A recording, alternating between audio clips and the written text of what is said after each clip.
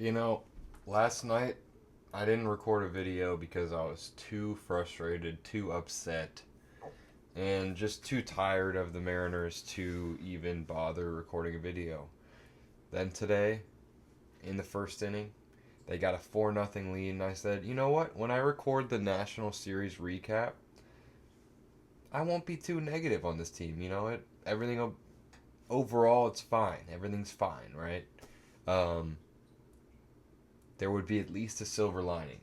And then they go out and do what they did tonight. And I will talk more about this Twins game in my Twins series wrap up. But really, it just feels like they're falling apart, they're crumbling. The bullpen sucks. The offense sucks.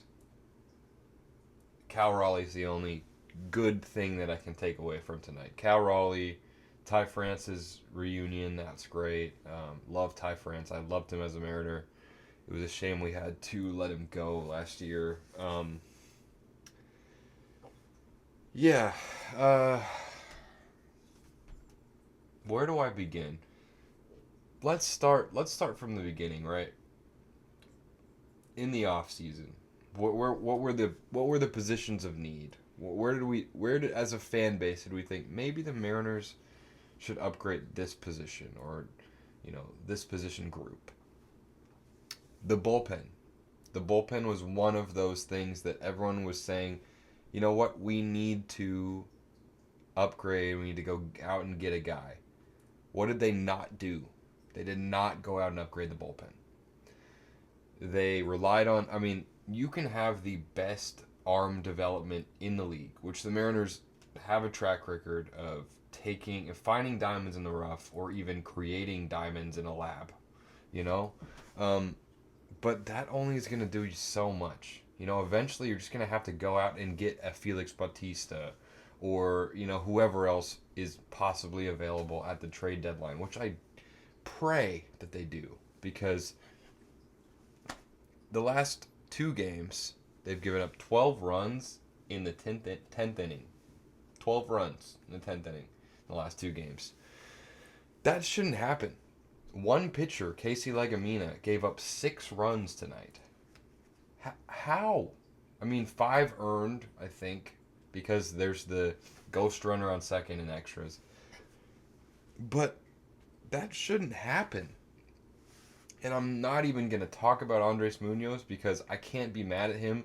His first earned run in the end of May, like that's crazy. He can do no wrong in my eyes. Um, but I mean, okay, so in the National Series, right? They're not a bad team. They're very similar to the Athletics. They're young. They've developed. They've traded. They've ended up um, with some young talent, and I think they're going to be a really good team in the next few years. They just need to kind of grow into themselves a little bit. And they showed the talent that they have in that series. James Wood just lit up the Mariners. I think he had a home run in all 3 games. Um, he is just a menace. Obviously, C.J. Abrams. That Juan Soto trade is going to pay dividends. And you don't usually see that. Usually, when a team unloads their entire farm system to another team for a superstar, the team that ended up with the whole farm doesn't end up succeeding, or those players don't end up living up to the value that they should in the trade. But that's looking like it won't be the case in the National Series. And despite the fact that the Nationals played really well in the series, there's some glaring issues. Um, so I talked a lot about men left on base in the last video. Let me tell you about for this series against the Nationals. Game 1, 8 men left on base, but it didn't matter because he got 12 hits and he got 9 runs. So that's whatever. Game 2, 4 men left on base. He only had 5 hits. He didn't score a run. In Game 3, 8 men left on base. 7 hits. So, get on base less. And when men get on base, you're not capitalizing.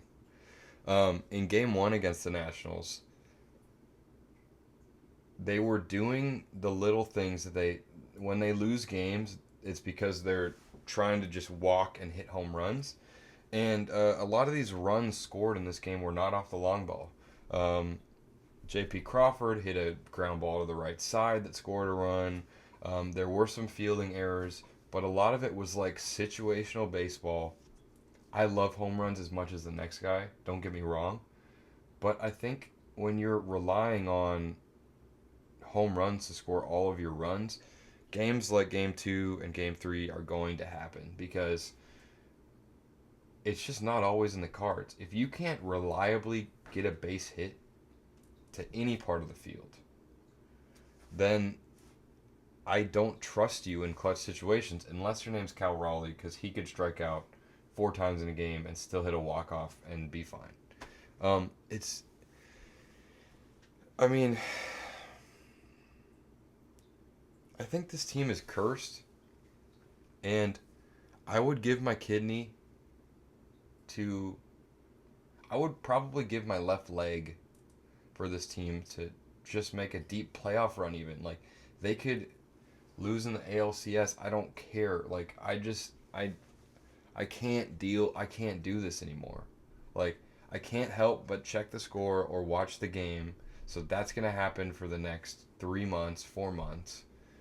And if they keep doing this, I mean, it's like, how am I gonna survive? I don't know. Um, the lone positive news tonight is that Cole Young. It's like I don't think they've confirmed it. He just was taken out of a game early, and everyone's saying he got called up. I don't know if he got an official call or whatever, but it's looking like Cole Young is gonna come up to the major league, roster. Um, he's your future second baseman. Second base has always been a problem for the Mariners. And, earlier this year when you called up Ben Williamson, now he hasn't played as well recently, but he was a great spark plug for you when he first got called up. I hope Cole Young can be that guy. Um,